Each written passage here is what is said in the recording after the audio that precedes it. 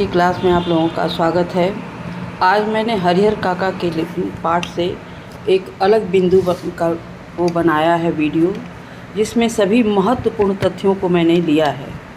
तो इसमें जो हरिहर काका पाठ में हरिहर काका जो मुख्य इसके चरित्र हैं, तो ये कौन सी भूमिका निभाते हैं, पूरी कहानी इन्हीं के इर्द गिर्द घूम रही है।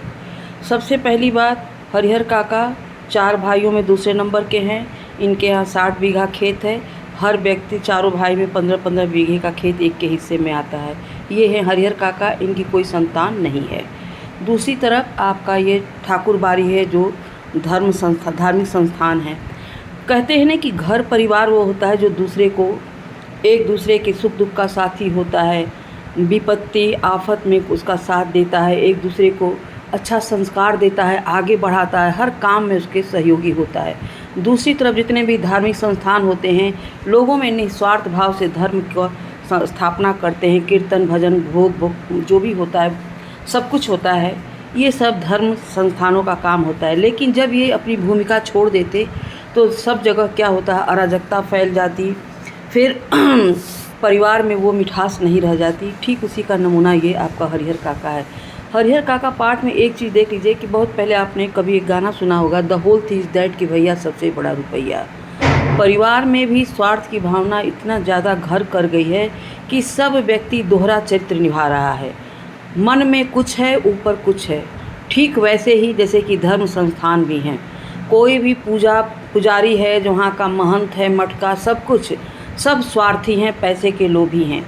जैसा कि ठाकुरबाड़ी के महंत जो हैं, हरिहर काका जब बहुत नाराज़ थे, अपने घर से गुस्सा के गए, तो अपने घर ले गए, उनको खूब अच्छा खाना खिलाया, उनको अच्छे बिस्तर पे सुलाया, सब कुछ करके, ताकि उनको अपने हिसाब से मोड़ सके। और अंत में महंत ने वो बात भी कह डाली कि जो आपकी 15 बीघे ज़मीन है ठाकुरबाड़ी के नाम कर देंगे तो आपका बड़ा नाम होगा, क्योंकि कोई भी चीज़ लेकर के कोई मरने पर अपने साथ लेकर नहीं जाता, ये कह कर के दिया। और उनके मुक्ति के द्वार खुल जाएंगे, मरने पर आपको विमान ले जाएगा, ऐसा महंत ने बताया। इधर भाई लोग, सभी लोग इनसे प्यार करते हैं, बहुत प्यार करते हैं, लेकिन इनकी देखभाल कोई नहीं करता। घर परिवार में इनका कोई सम्मान नहीं। महिलाएं भी खाना ठीक से नहीं पूछती टाइम से, ना भाई लोग सोचते कि उनको पहले खाना मिल गया होता, लेकिन कोई पूछता नहीं। एक दिन जब इन्होंने गुस्सा करके बीमारी से उठे तो इनको बहुत अच्छा खाने का मन था, तो भतीजे के कोई आए थे मित्र, जिनसे कि अच्छा खाना बना था, महक भी आ रही थी, लेकिन जब इनको खाने में वही मट्ठा चावल और अचार मिला तो गुस्सा करके इन्होंने थाली फेंक दी और ये घर से बाहर गुस्से में चले गए, जिसका कि फ़ायदा महंत ने उठाया। तो बच्चों, सबसे बड़ी बात यह है कि हरिहर काका हमें क्या सीख देता है। जहाँ पे निस्वार्थ है, स्वार्थ रहित है, वहीं पे घर भी अच्छा होता, वहीं पे धार्मिक संस्थान भी होते और हमारे पास पड़ोस मोहल्ले के लोग भी हैं। लेकिन यहाँ पे आज का समाज जो है बिल्कुल स्वार्थ के अधीन हो गया है। हर एक क्षण, हर एक कण कण में अपना स्वार्थ देखता है कि कहाँ से मेरा स्वार्थ सिद्ध हो सकता है।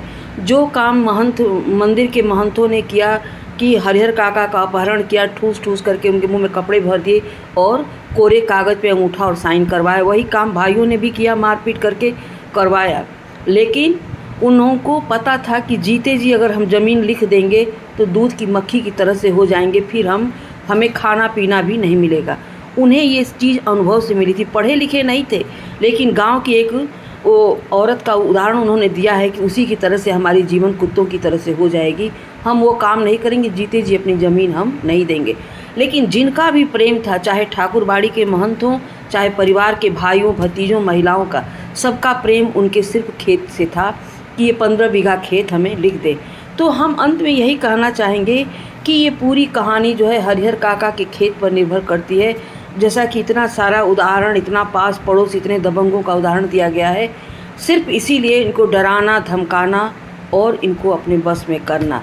लेकिन जब एक समय ऐसा आता है कि हरिहर काका किसी से बात नहीं करते, उनकी सुरक्षा में पुलिस के 4 गार्ड लगे होते हैं, सब कुछ होता है, लेकिन जीते जी उन्होंने ज़मीन किसी को लिखी नहीं, क्योंकि उन्हें बहुत बड़ा सबक देख लिया था, अनुभव देखा था उन्होंने, इसलिए उन्होंने लिखने से मना कर दिया।